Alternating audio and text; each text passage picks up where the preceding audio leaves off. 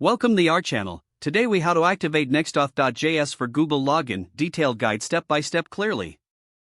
To activate NextAuth.js for Google Login, start by setting up your Next.js project if you haven't already. Install NextAuth.js by running the command npm install nextauth. Next, create a new folder named pages/api/auth. Inside this folder, create a file named NextAuth.js. Import NextAuth from NextAuth in this new file. Next, import the Google provider from NextAuth providers. Then, set up your Google credentials by creating a client ID and client secret in the Google Developer Console. Make sure to configure the OAuth consent screen and create OAuth 2.0 credentials. Copy the client ID and client secret into your NextAuth configuration. Add a configuration object in the NextAuth.js file to set up the Google provider. This object should include the client ID and secret you previously obtained. Next, define the callback URL, which will be used to redirect users after authentication.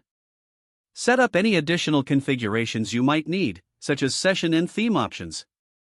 Now, use the NextAuth default methods to handle sign in and sign out in your application. Create a login button that calls the sign-in function with Google as the provider. For the logout button, utilize the sign-out function provided by NextAuth.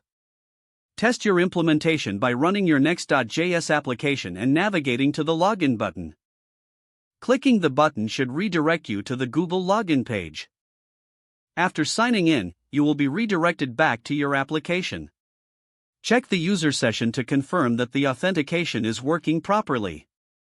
You can also implement error handling to manage any issues during the login process.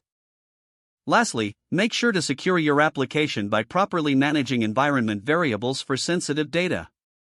If the page does not load, refresh the browser or try again in a private or incognito window.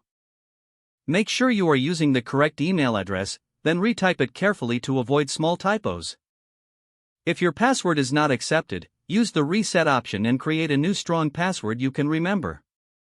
Check your spam folder for verification or security emails, then complete any requested confirmation steps.